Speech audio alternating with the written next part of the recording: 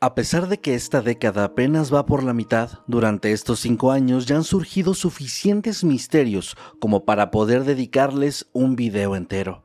Casos recientes, extraños e inquietantes que demuestran que el enigma, las historias increíbles y los sucesos sin explicación aparentemente no pertenecen solo al pasado. Y quién sabe, seguro por allá del 2030 estaremos haciéndole una segunda parte a este video con nuevos sucesos igual de perturbadores.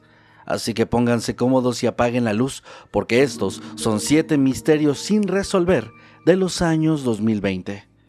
Recuerden que también pueden encontrar este contenido en Spotify o tu plataforma de podcast favorita, donde estamos como Mundo Creepy. ¿Qué tal? Buenos días, tardes o noches. Los saluda su amigo Masketman. Sean bienvenidos a Mundo Creepy. Y aquí comenzamos.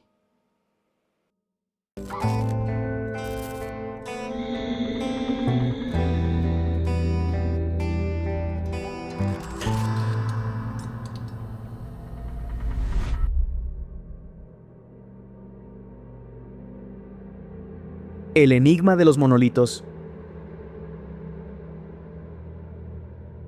En noviembre de 2020, en medio de la pandemia y del caos mundial, un grupo de biólogos de Utah sobrevolaba una zona remota del desierto con la tarea de contar borregos cimarrones, cuando entre el paisaje rojizo y solitario, observaron algo que no encajaba. Una columna metálica de casi 3 metros de altura, perfectamente incrustada, en medio de un cañón de roca roja. Su superficie brillante reflejaba la luz del sol, contrastando con la aridez del entorno. No había caminos cercanos, ni señales de que alguien lo hubiera transportado ahí.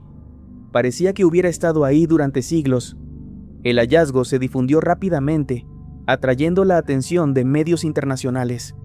En cuestión de horas, algunos usuarios de Internet localizaron el sitio exacto y descubrieron a través de imágenes de Google Earth que la estructura había aparecido en algún punto entre 2016 y 2020.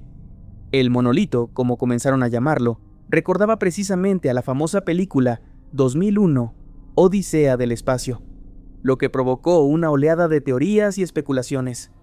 Algunos interpretaban esto como una obra de arte escondida durante años, mientras que otros lo señalaban como un vestigio de algo más inquietante.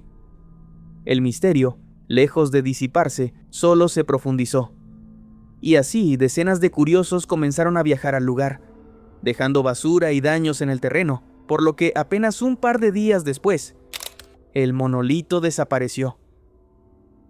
Pronto, un grupo de slackliners se atribuyó la remoción, argumentando que querían evitar que las multitudes dañaran el ecosistema, cerrando así la posibilidad de que el objeto fuera estudiado a fondo.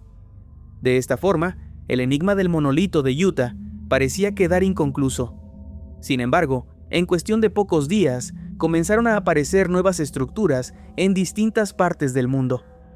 El mismo día en que se retiró el monolito de Utah, otro fue encontrado en Rumanía, en una colina cercana a un sitio arqueológico. Este tenía grabados en la superficie y una manufactura más rudimentaria, pero la similitud era innegable. Al poco tiempo también desapareció sin dejar rastro. Días después, surgió un tercero en California, el cual fue derribado violentamente por un grupo de extremistas religiosos que lo consideraban un símbolo pagano. Más tarde, otro apareció en Las Vegas, en plena calle Fremont, rodeado de transeúntes y turistas. Se reportaron apariciones de estructuras similares en Joshua Tree, en la costa de España, en Turquía, en India y en decenas de países más. Para este punto, la fiebre de los monolitos ya se había convertido en un fenómeno global.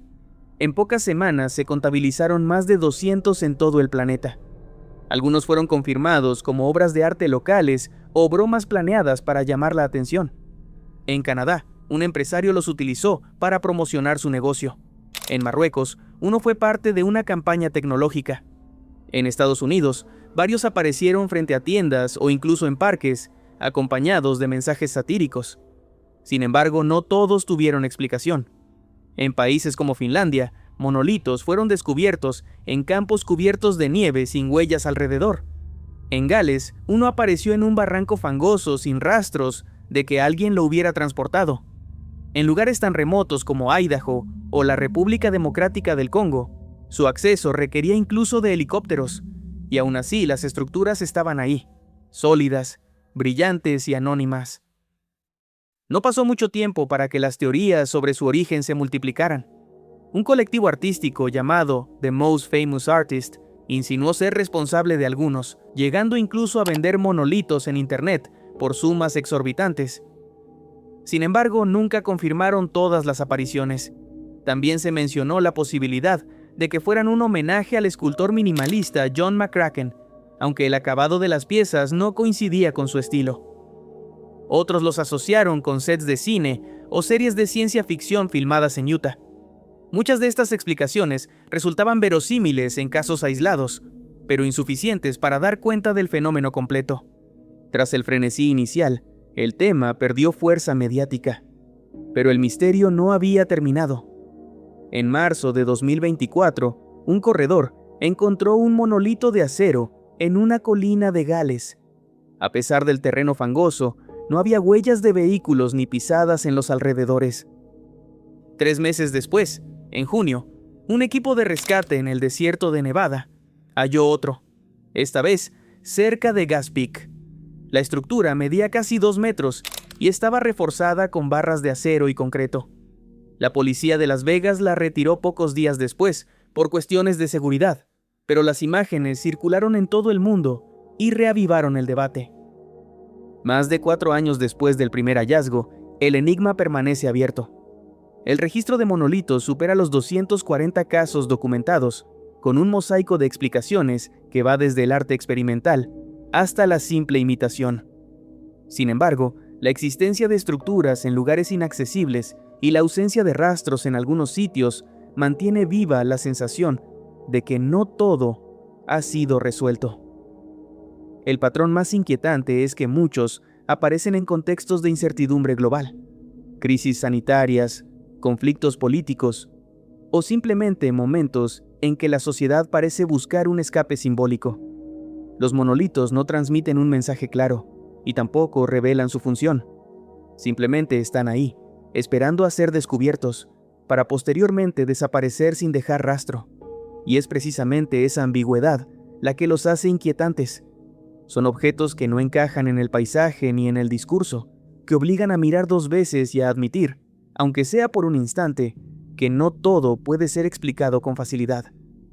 Y lo más inquietante es que el ciclo parece no haber terminado, pues en cualquier momento, en cualquier rincón del mundo, alguien puede toparse con una nueva columna brillante, erguida en el suelo. La desaparición de Sam Heslop. Sam Heslop era un asistente de vuelo británica que tenía 41 años cuando decidió darle un giro a su vida, dejando Inglaterra para unirse a su novio, Ryan Bain, en las Islas Vírgenes del Mar Caribe, una decisión que la llevaría, sin saberlo, a ser la protagonista de una de las desapariciones más extrañas y polémicas de los últimos años. Bain era un estadounidense que operaba un yate de lujo, donde ambos dedicaban su tiempo ofreciendo viajes privados a turistas, ella como chef y él como capitán. La pareja se había conocido en 2020 a través de la aplicación Tinder y pronto comenzaron una relación. Tras reencontrarse en el Caribe, se establecieron en el Siren Song, un catamarán de 47 pies de eslora anclado en la bahía de Cruz Bay, a unos 60 metros de la costa de St. John. La noche del 7 de marzo de 2021 salieron a cenar a un restaurante en una isla. Según testigos, nada parecía fuera de lo normal. Sin embargo, esa sería la última vez que alguien, salvo Bain, vería con vida a la mujer. Cerca de las 10 de la noche tomaron un dinghy para volver al barco. En esos momentos el territorio estaba bajo toque de queda debido a la pandemia, lo que reforzaba la certeza de que habían vuelto temprano. Bain declaró después que Sam se había ido a dormir poco después de llegar a bordo y más tarde, cerca de las 2:30 de la madrugada, él despertó, notando que Heslop ya había desaparecido. Se levantó a buscarla en el barco y en las proximidades del mar, antes de subir de nuevo al dinghy y dirigirse a tierra para dar aviso a la policía local. Ese primer contacto se produjo hacia las 2:44 am del 8 de marzo. Sin embargo, hubo una omisión que resultó ser fundamental. La guardia costera no fue avisada sino hasta las 11:45 de la mañana, 9 horas después. Este retraso encendió las alarmas de familiares, autoridades y expertos en rescates marítimos. Un comandante de la Guardia Costera incluso declaró que en situaciones de desaparición en el mar, cada minuto es crucial y que la demora redujo drásticamente las posibilidades de encontrar a Heslop con vida.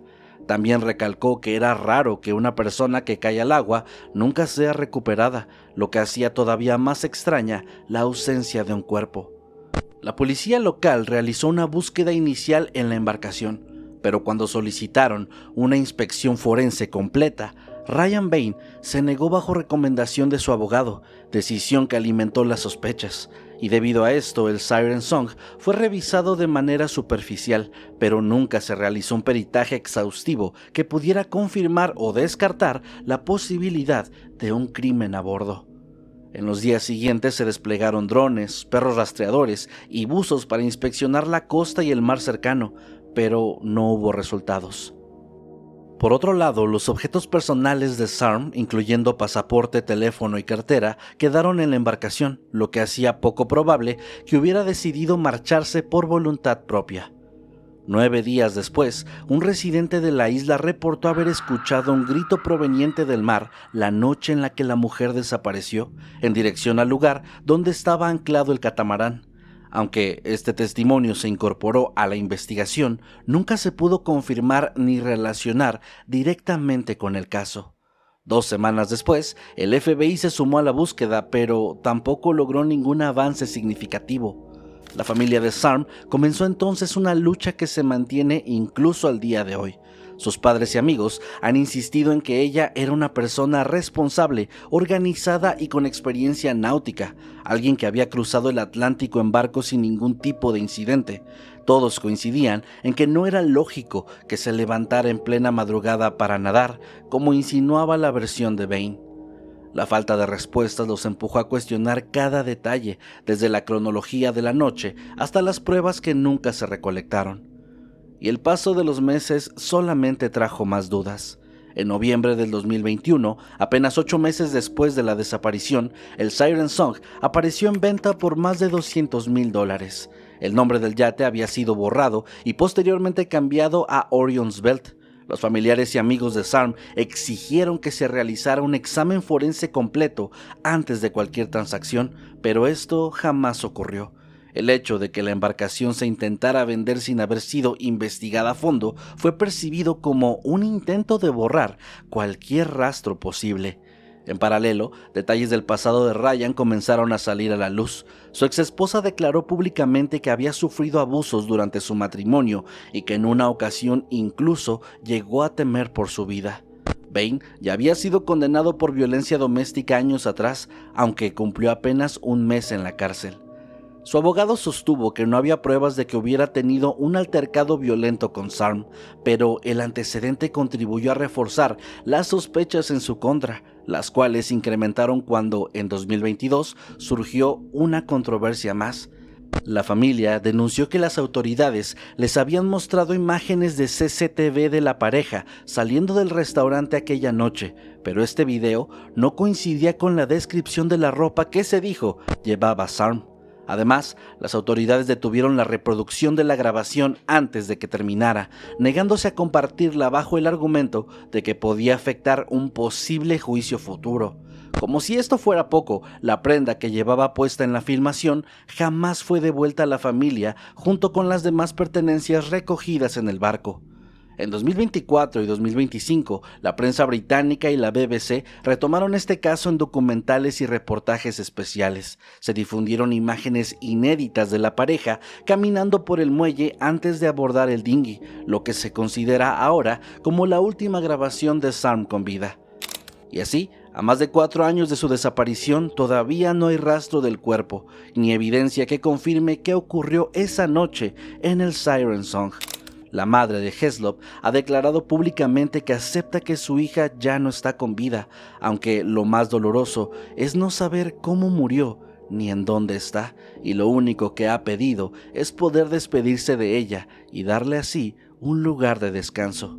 Este caso sigue abierto y sin resolverse, quedando marcado por inconsistencias, silencios y omisiones que hasta hoy impiden conocer la verdad completa, aunque lo más inquietante es que con cada año que pasa, la posibilidad de obtener respuestas parece desvanecerse, como si el océano se hubiera tragado no solamente a una mujer, sino también la oportunidad de descubrir qué fue lo que realmente le sucedió. Los aliens del Amazonas. En julio de 2023, la selva amazónica del Perú se convirtió en escenario de un relato que parecía salido de la ciencia ficción. En la comunidad indígena Iquitu, situada en el distrito de Alto Nanay, provincia de Maynas, los pobladores comenzaron a denunciar la presencia de seres extraños que merodeaban por las noches, acechando desde la oscuridad. Los testimonios coincidían en que los intrusos medían cerca de 2 metros. Se movían como si flotaran a 1 metro del suelo y estaban cubiertos por una especie de traje metálico o plateado. Algunos los describieron como inmunes a las armas de fuego, capaces de resistir los disparos de los cazadores sin sufrir daño alguno. Otros aseguraron que desaparecían repentinamente, como si se desvanecieran en el aire cuando eran acorralados. La descripción más repetida hablaba de zapatos redondos que emitían una luz roja en la parte del talón, cabezas alargadas y máscaras que ocultaban sus rostros, con ojos amarillentos que parecían iluminar la oscuridad. El miedo se apoderó rápidamente de la comunidad. Los Iquitu, acostumbrados a vivir en un entorno hostil de naturaleza salvaje, comenzaron a sentir que enfrentaban algo mucho más peligroso. Todo llegó a un punto desesperado cuando una adolescente resultó herida con cortes en el cuello tras un presunto ataque, lo que confirmó para ellos que lo que estaba ocurriendo no era producto de rumores o alucinaciones colectivas. La muchacha fue atendida en la posta médica local, mientras los líderes exigían a las autoridades la presencia del ejército para resguardar a la población. El líder comunal, Jairo Reategui Ávila, relató con detalle el encuentro que sostuvo con uno de los supuestos atacantes. Aseguró que disparó en 2 ocasiones sin lograr derribarlo. «Parecen blindados como un traje del Duende Verde», dijo. Según su testimonio, la figura se elevó en el aire y se perdió en la oscuridad. Desde entonces, los Iquitu comenzaron a organizar rondas nocturnas para patrullar la zona, decididos a defender a sus familias de unos visitantes que ellos mismos bautizaron como extraterrestres. El eco de estas denuncias no tardó en llegar a los medios de comunicación nacionales. Titulares que hablaban de aliens en la Amazonía se difundieron en todo el país, reforzando la percepción de que algo inexplicable estaba ocurriendo en las profundidades de la selva. Mientras tanto, otros pobladores recordaban antiguas leyendas de los llamados pelacaras, personajes temidos en el folclore amazónico vinculados al tráfico de órganos, que supuestamente rondaban las comunidades para secuestrar personas. Pronto, la confusión entre los mitos, el miedo y los testimonios contemporáneos alimentaba un clima de histeria colectiva. La presión obligó a que la Policía Nacional del Perú y la Marina de Guerra enviaran agentes a la zona.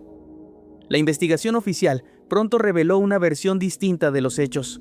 El Ministerio Público, a través de la Fiscalía Especializada en Materia Ambiental de Loreto, informó que no se trataba de seres de otro mundo, sino de mafias extranjeras dedicadas a la minería ilegal.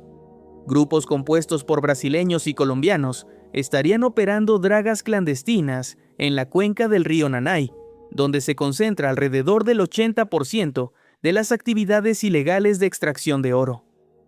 El fiscal Carlos Castro Quintanilla señaló que existían muy altas probabilidades de que los responsables de las apariciones fueran justamente estos mineros ilegales, quienes habrían recurrido a disfraces y equipos tecnológicos para atemorizar a los indígenas y forzarlos a abandonar sus territorios. De ese modo, podrían expandir sus operaciones sin interferencia. Se sugirió incluso que podrían haber empleado drones modificados con luces y cubiertas metálicas, capaces de simular figuras humanoides en medio de la noche. La explicación oficial trajo algo de calma, pero también dejó un sabor amargo. Los comuneros sentían que sus testimonios estaban siendo ignorados, mientras las autoridades subrayaban que no había pruebas de vida extraterrestre involucrada. Al mismo tiempo, la posibilidad de que detrás de los ataques hubiera organizaciones criminales armadas y dispuestas a herir a quienes defendieran sus tierras resultaba igual de aterradora. El misterio, sin embargo, no terminó allí.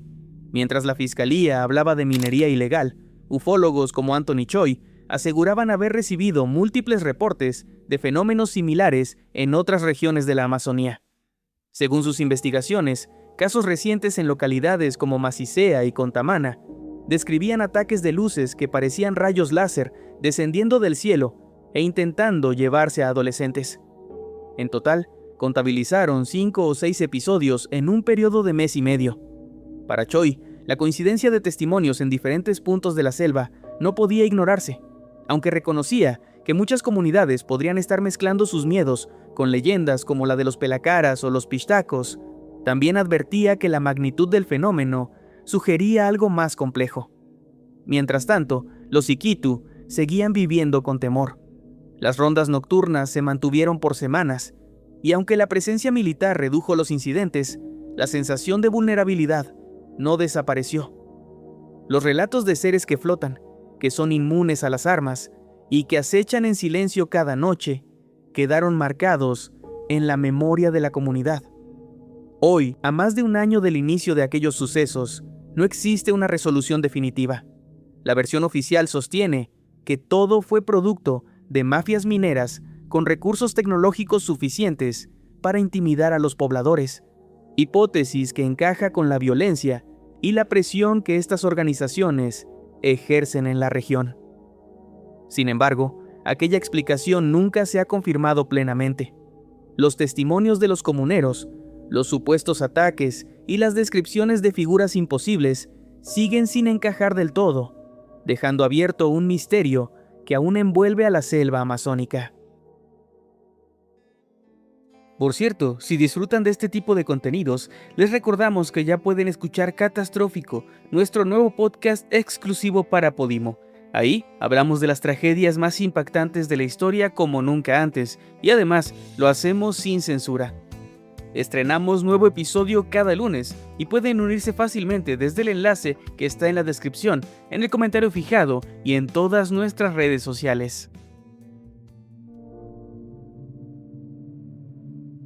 La desaparición de Daniel Robinson. El 23 de junio de 2021, en pleno calor del desierto de Arizona, Daniel Robinson, un joven geólogo de 24 años, fue visto por última vez al salir de un sitio de trabajo en la zona de Buckeye. Esa mañana había estado realizando estudios en un pozo cuando se marchó en su Jeep Renegade azul hacia el oeste, y después de esto, nadie lo volvió a ver. Daniel era un joven con un futuro prometedor. Nació sin la parte inferior de su brazo derecho, pero nunca permitió que eso lo detuviera. Él practicaba deportes, viajaba, estudiaba geología en la Universidad de Charleston y después de graduarse se mudó hacia Arizona, donde consiguió un empleo como hidrogeólogo. Su vida giraba en torno a la exploración del terreno y los recursos naturales, lo que hacía todavía más extraño que desapareciera en un entorno que conocía tan bien.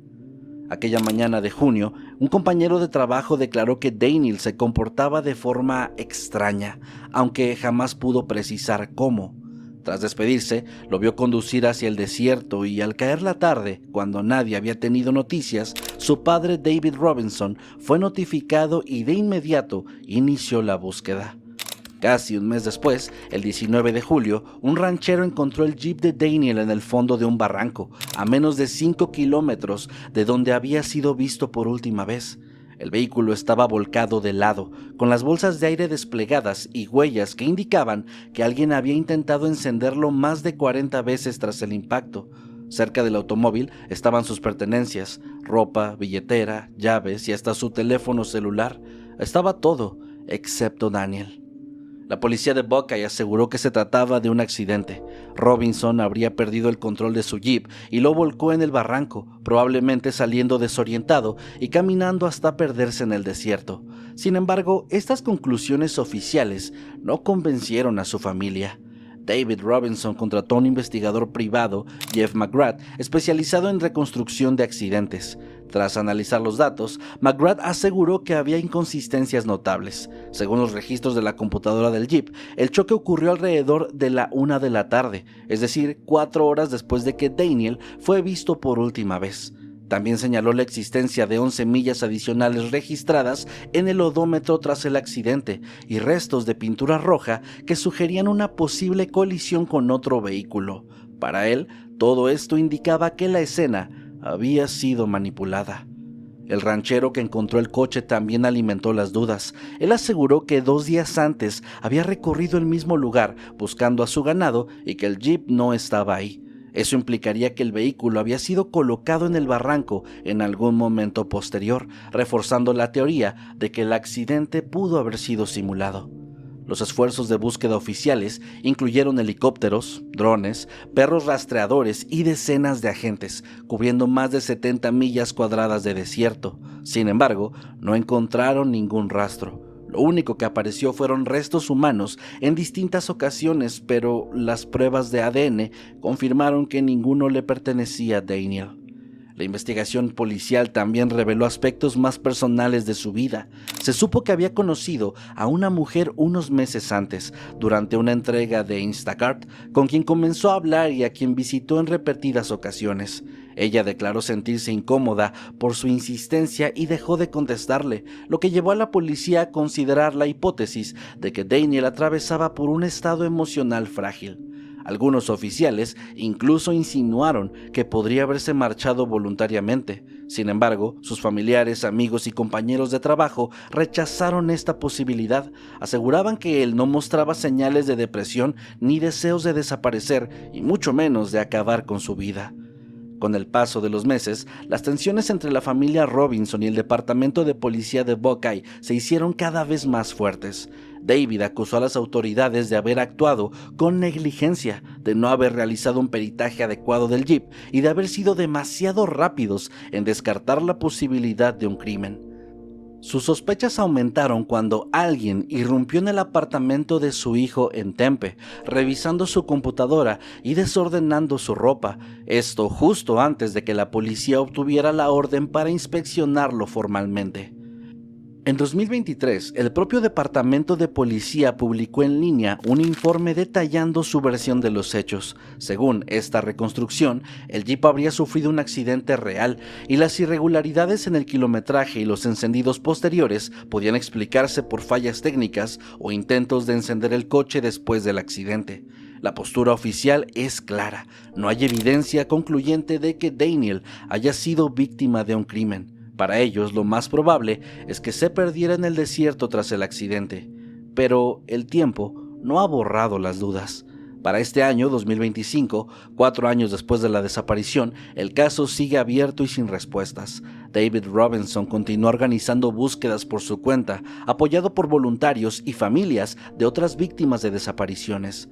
Ha convertido la lucha por encontrar a su hijo en una misión personal, manteniendo vivo el interés en medios de comunicación, redes sociales y foros de desaparecidos. Incluso ha dicho que las habilidades que adquirió como militar en Afganistán ahora las aplica en la búsqueda incansable de su propio hijo. Lo único cierto es que el cuerpo de Daniel nunca ha sido hallado. Ni el desierto ha devuelto sus restos, ni las autoridades han podido demostrar qué ocurrió esa mañana.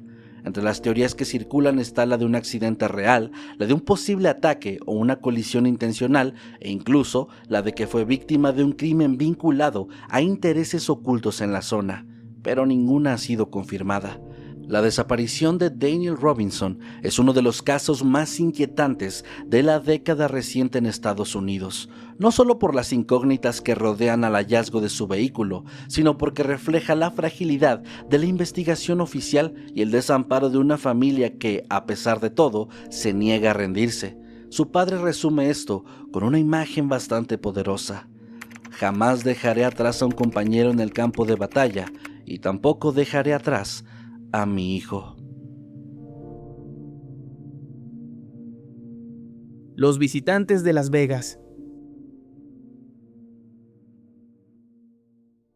La noche del 30 de abril de 2023, el cielo de Nevada se iluminó con una luz verde que descendió en picada hacia el horizonte. Fue vista en 4 estados distintos y captada por las cámaras corporales de varios policías de Las Vegas. Minutos después, una llamada al 911 encendería uno de los casos más virales y perturbadores de la década. Un adolescente de 16 años, Angel Kenmore, aseguró haber visto en el patio trasero de su casa a 2 criaturas de entre 2 y 3 metros de altura, de aspecto delgado, alargado y con un tono gris verdoso en la piel. Según su relato, uno de esos seres se ocultaba tras un montacargas mientras respiraba con fuerza, y otro parecía vigilar desde la valla. Presa del pánico, llamó a su padre y a su hermano, quienes afirmaron haber presenciado lo mismo. El miedo fue tal que Angel terminó marcando al número de emergencias y describiendo lo que veía como personas no humanas. La policía acudió de inmediato y en sus propias grabaciones se aprecia a los agentes comentando lo inusual del destello que habían observado minutos antes. Intentaron interrogar a los testigos y a vecinos que circulaban en auto, preguntándoles si habían visto algo extraño en el cielo. La familia, en estado de shock, relató que frente a ellos había estado un ser de unos 3 metros de altura. Al poco tiempo, el video subido por Angel a YouTube alcanzó más de 1 millón de reproducciones. Aunque las imágenes no muestran con claridad lo que describe, la historia se propagó de inmediato. ¡Ay! ¡Permisor! Calmundarela, me canceles var eso. Cailo, cherro que chica. Personas extrañas comenzaron a saltar las vallas para intentar ver el patio donde supuestamente se habían manifestado los visitantes.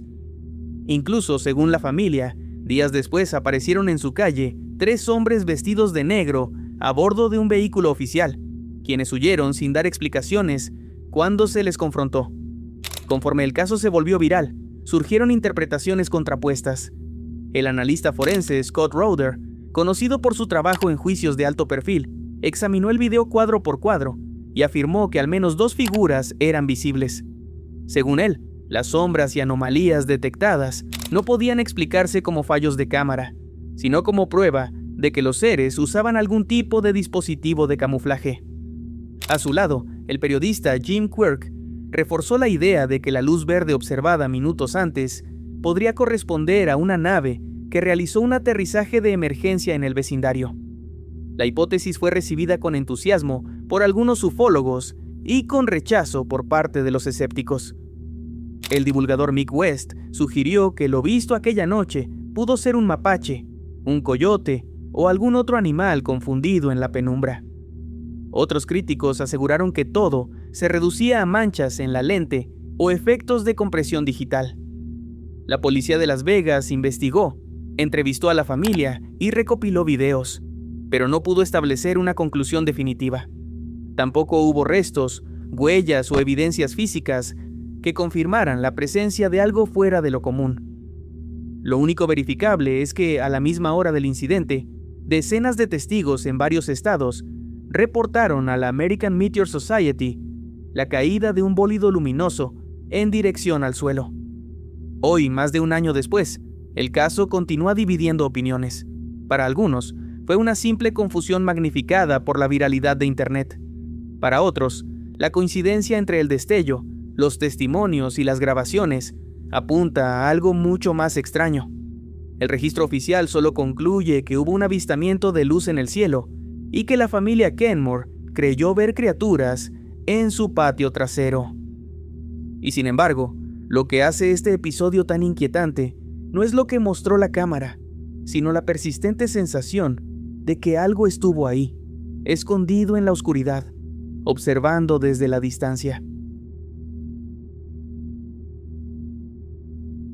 El orbe de Yemen.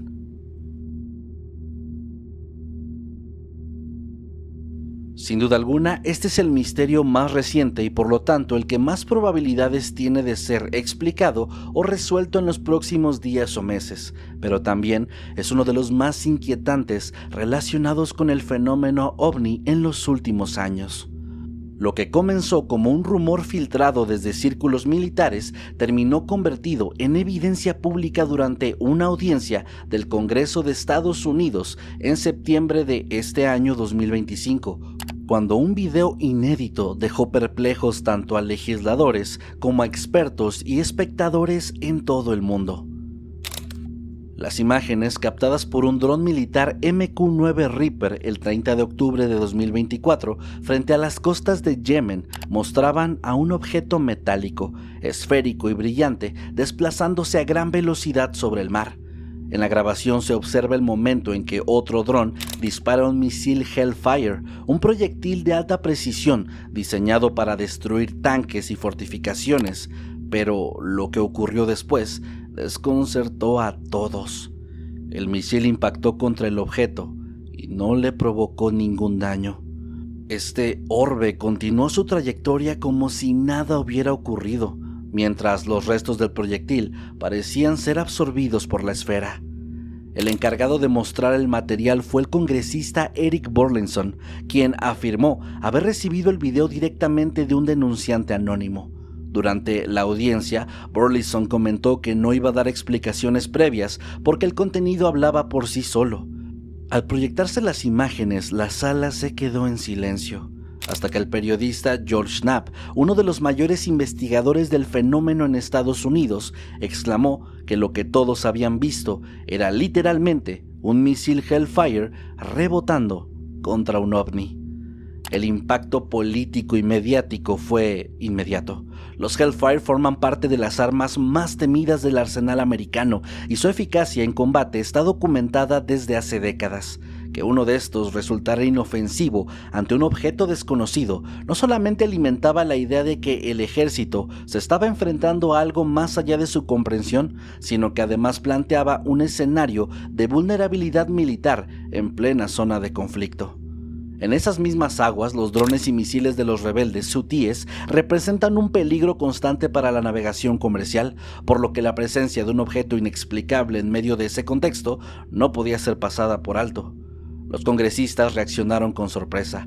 Burlinson insistió en que la ciudadanía tenía derecho a conocer estas imágenes, mientras la representante Jasmine Crockett subrayó la importancia de proteger a los denunciantes que entregaban este tipo de pruebas. Por su parte, Ana Paulina Luna, presidenta de un nuevo subcomité centrado en la desclasificación de secretos federales, pidió mayor transparencia y advirtió que el pueblo estadounidense merecía saber por qué sus armas más avanzadas parecían incapaces de dañar a ese objeto. Knapp añadió otro matiz inquietante. Según sus palabras, existen servidores repletos de videos similares que ni el Congreso ni el público han podido ver. Para él, la grabación mostrada era apenas la punta del iceberg de un fenómeno mucho más amplio que permanece clasificado. La reacción del Departamento de Defensa no ayudó a calmar las especulaciones, y es que un portavoz del Pentágono declaró que no tenían comentarios sobre el video, mientras que la Oficina de Resolución de Anomalías en todos los dominios se limitó a confirmar que la investigación seguía abierta. Este silencio oficial reforzó la percepción de que algo muy importante estaba siendo ocultado. Por su parte, la comunidad científica y tecnológica también se pronunció. Analistas en balística recordaron que un misil Hellfire es capaz de penetrar blindajes de acero y convertir en chatarra vehículos de combate. El hecho de que un proyectil de esas características pareciera rebotar con un objeto sin forma aerodinámica, sin propulsión visible y aparentemente pequeño, resultaba inexplicable bajo las leyes conocidas de la física. Para algunos podía tratarse de un fallo en la interpretación de las imágenes, pero para otros era la evidencia de que los drones captaron un fenómeno real y desconocido. El caso incluso fue comparado de inmediato con el famoso video Go Fast de 2015, en el que un objeto parecía moverse a gran velocidad sobre el mar frente a California. En aquel entonces, los analistas del AARO concluyeron que se trataba de un globo meteorológico y que la ilusión de velocidad había sido producto del ángulo de la visión. Sin embargo, el caso del orbe de Yemen presentaba una diferencia fundamental. Aquí no se trataba de una ilusión óptica, sino de un enfrentamiento directo con armamento militar. La prensa internacional calificó el incidente como uno de los episodios más inquietantes de la historia reciente con los fenómenos anómalos no identificados, o UAP por sus siglas en inglés. Diversos medios coincidieron en que las imágenes no podían ser descartadas como un simple montaje, ya que provenían de sensores militares y fueron presentadas en un foro oficial bajo juramento.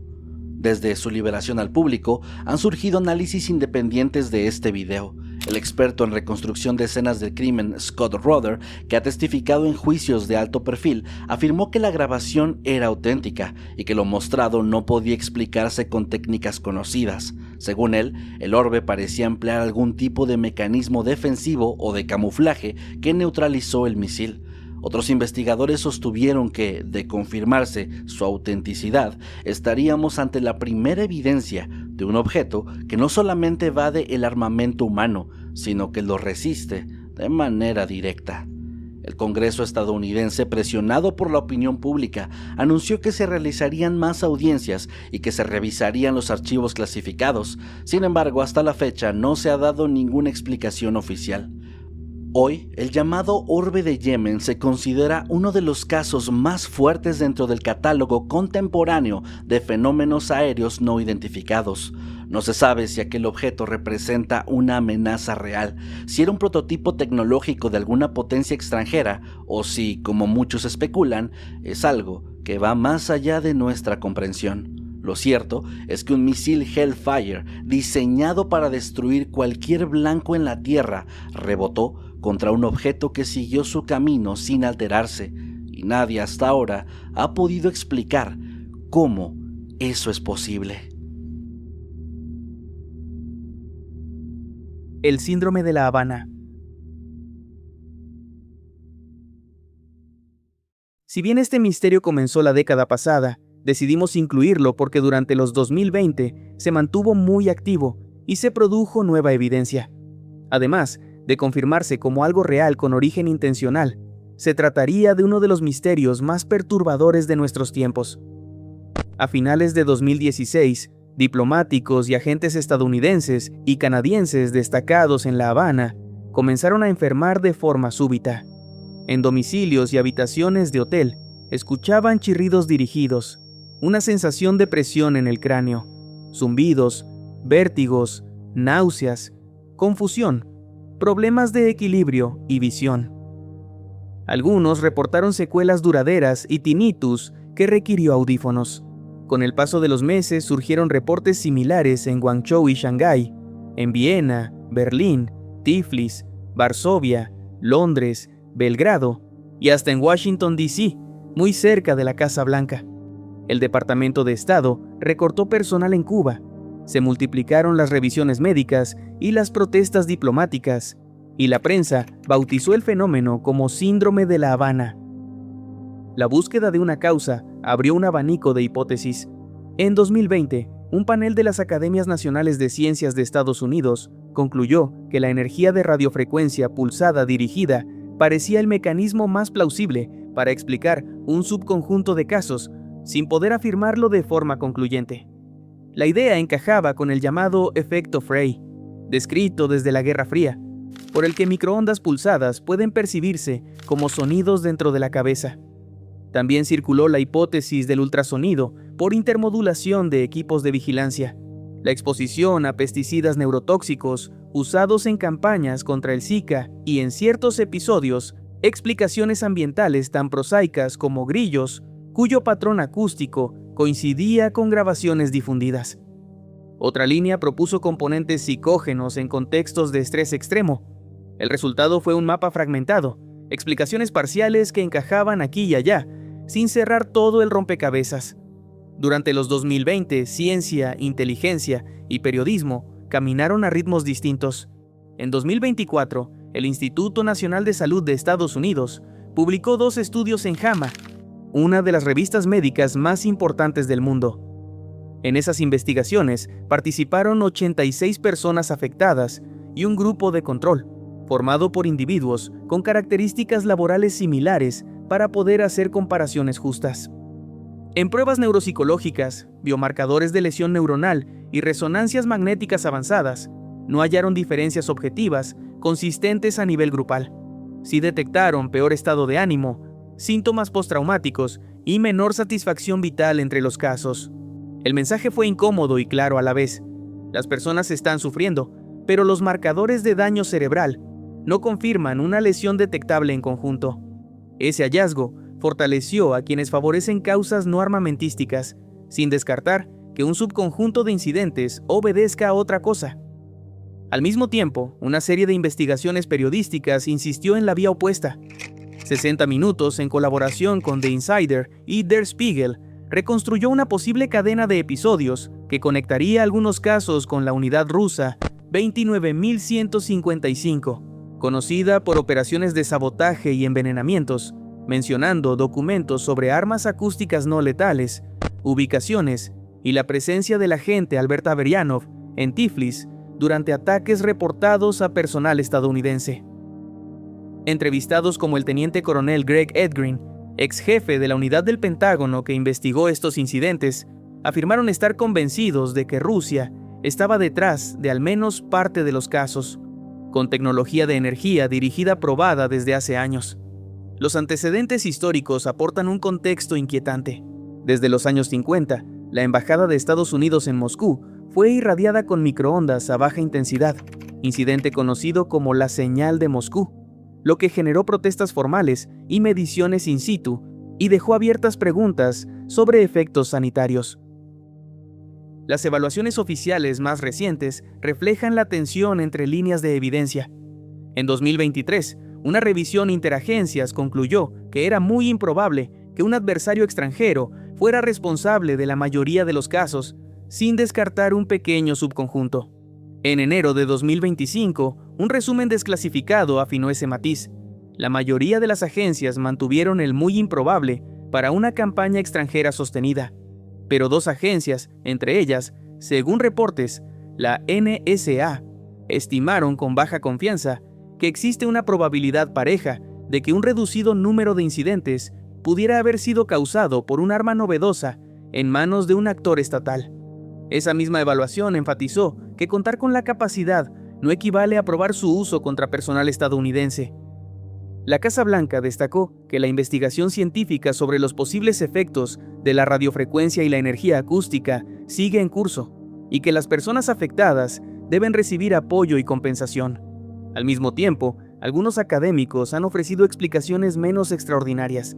Ingenieros como Kevin Fu, que en 2018 estudiaron el impacto de ultrasonidos, señalaron que el canto de un grillo tropical podría explicar varias de las grabaciones difundidas, y además haber contribuido a problemas de estrés y falta de sueño que empeoran síntomas neurológicos. El grupo Jason, asesor del gobierno, también encontró fuertes similitudes entre sonidos grabados en Cuba y cantos de insectos.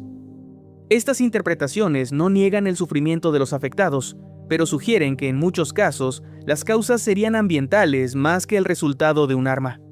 Sin embargo, los testimonios presentan aspectos difíciles de encajar en esa hipótesis. Familias enteras enfermas al mismo tiempo, niños con problemas de equilibrio y sangrados, episodios repetidos tras mudarse de vivienda en una misma noche, e incluso funcionarios que describieron choques sensoriales a escasa distancia de la Casa Blanca. Para ellos, las explicaciones basadas en estrés o insectos resultan insuficientes. Los médicos, por su parte, no han hallado pruebas claras de daño cerebral provocado por un agente externo, y los analistas señalan que tampoco existen evidencias sólidas que incriminen a otro país, aunque no descartan por completo un número reducido de casos vinculados a energía dirigida. La situación permanece así, un síndrome que la administración reconoce bajo el nombre de incidentes anómalos de salud, con cientos de reportes desde 2016, pocos casos graves y persistentes, y sin una explicación definitiva tras casi 10 años de estudio. En muchos episodios, las hipótesis ambientales o psicológicas parecen suficientes. En otros, persiste la sospecha de un ataque con tecnología avanzada. Lo único claro es que el misterio sigue abierto. Si se confirmara que algunos casos se deben a energía dirigida, la protección de diplomáticos e inteligencia debería replantearse. Si en cambio se demostrara que todo responde a factores comunes agravados por el estrés, sería necesario revisar los protocolos de salud y prevención. Por ahora, el llamado síndrome de La Habana permanece como un enigma, un fenómeno donde conviven datos científicos que no muestran daños claros, testimonios contundentes y evaluaciones oficiales divididas. Un caso que, justamente por no tener una narrativa única, resulta tan extraño e inquietante.